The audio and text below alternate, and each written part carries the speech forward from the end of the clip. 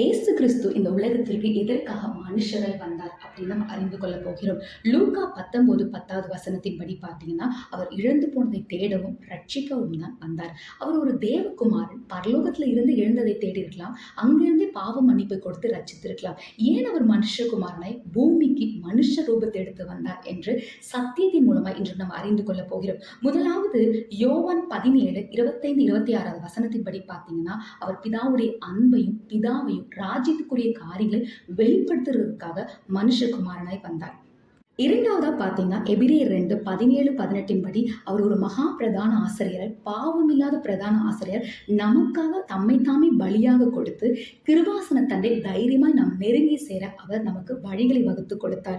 மூன்றாவதாக பார்த்தீங்கன்னா, யோவான் 13:15 படி பார்த்தா ஒரு முன்மாதிரியான வாழ்க்கையை ஆண்டவர் நமக்கு கற்றுக் கொடுத்திருக்கிறார்.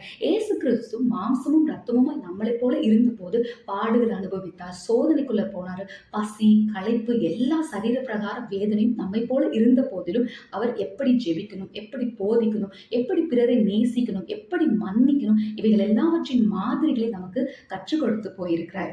நான்காவதாக எபிரேயர் 9:22 பார்த்தீங்க, ரத்தம் சிந்துதல் இல்லாமல் பாவ மன்னிப்பு இல்லை என்று வசனம் சொல்கிறது. அப்போ நம்ம எல்லாருடைய பாவங்களை நீக்கணும்னா ஒரு ரத்தம் சிந்துதல் வேணும். ஒரு கன்றுக்குட்டி, ஆட்டோடைய ரத்தமே ஒரு பட்டணத்தை பாவத்திலிருந்து மீட்க முடியும்னா சர்வ வல்லவராக இயேசு கிறிஸ்துடைய ரத்தம் இன்னும் எவ்வளவு மேன்மையான காரியங்களை செய்யும். அவர் தம்மை தாமே சிலுவையில் ஒப்பு கொடுத்து ரத்தத்தை சிந்தி நம்ம முழு உலகத்தையும் ரட்சிக்க தம்மையே பலியாக ஒப்பு கொடுத்தார். ஐந்தாவதாக கலாத்தியர் 3:13 பார்த்தீங்கன்னா, நியாயப்பிரமாணத்தை மீறுகிற எல்லாரும் சபிக்கப்பட்டவர்கள் அப்படின்னு வசனம் சொல்லுது. ஏசு கிறிஸ்து மரத்தில தொங்கி சாபமாய் நம்முடைய எல்லா சாபங்களும், நியாயப்பிரமாணத்தை மீறி நம்முடைய சாபங்களை அவர் ஏற்றுக்கொண்டார்.